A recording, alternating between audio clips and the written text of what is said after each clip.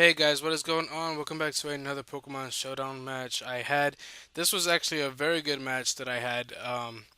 It was very tight, it was very tight up to a certain point. But, it was a good match that I had, so I wanted to show it to you guys. So let's go ahead and show this fight that I had here.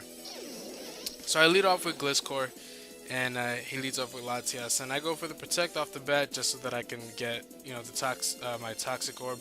And I realized, well, this guy's gonna be double screening with his Latias, so that's probably not good for me. Actually, it's gonna. I thought he was gonna switch, so I went for toxic again, and this is turning into a very bad situation for me. So I go for the protect again, thinking that he was gonna attack me, and he didn't. So I go for the earthquake on the Ferrothorn, which was going to do nothing anyway. But with the reflect up, it was bad. So I go into Charizard knowing he wouldn't be affected by the spikes because this thing's trying to set up. So I I go into Charizard, Mega Evolve, go for Flamethrower. That was the easiest prediction in the world. Go for Venusaur, and I felt like he was gonna switch. He actually was that a double switch? I think that was a double switch. I put his Dragonite to sleep, and I don't think this was a multi-scale Dragonite. I don't know.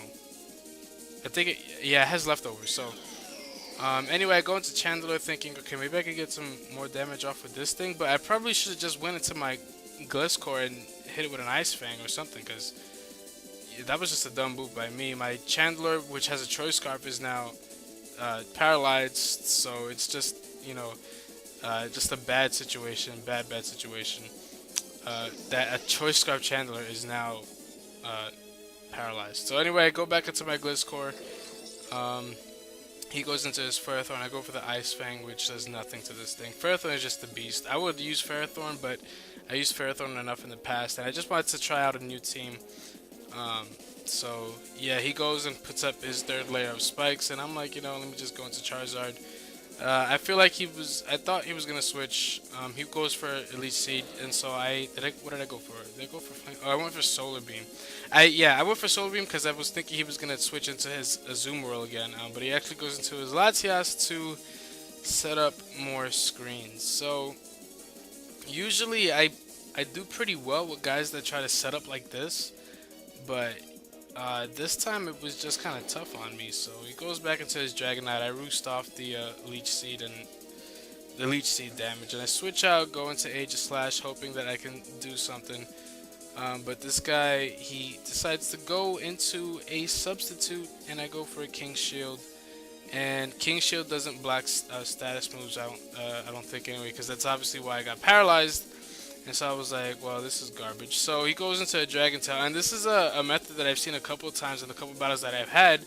They Dragon Tail or Whirlwind or Roar you out or something like that, and they try to like status everything you do. So I didn't realize that. I only realized that right up until he paralyzed my Charizard here. So I was in bad shape. I have three things paralyzed, so I'm just not in good shape at all. He Dragon Tails me out into my Venusaur, and I'm like, no, you're not gonna Thunder Wave my Venusaur, so I go into my Charizard, which is already paralyzed, and he actually switches out. So I think I tried to go for a Roost here or something, because this thing is gonna die to Toxic anyway.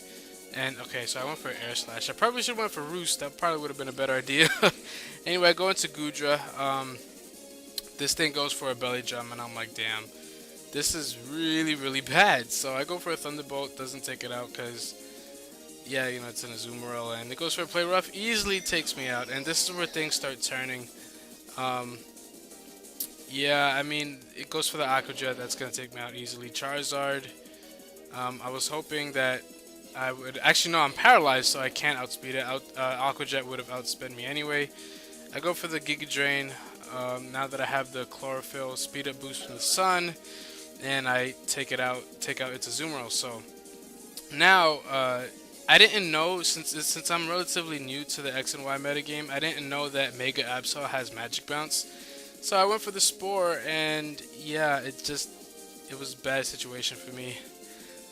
Because he ends up going for a Fire Blast and taking me out. But then he Fire Blasts my Aegislash, takes out my Aegislash, And yeah, it's a 4-1 situation. Here goes for the sucker punch, but I went for the toxic again because like it wasn't occurring to me like, oh yeah, this thing freaking has magic bounce. So anyway, he goes for the sucker punch, takes out a little bit of damage. Earthquake actually does a lot more than I thought because again, I'm not sure how much of a boost these megas get, but um, I mean, I guess Mega Absol or Absol in general doesn't have really good physical defense. So once he goes into his Mammoth Swan here, I knew it was over.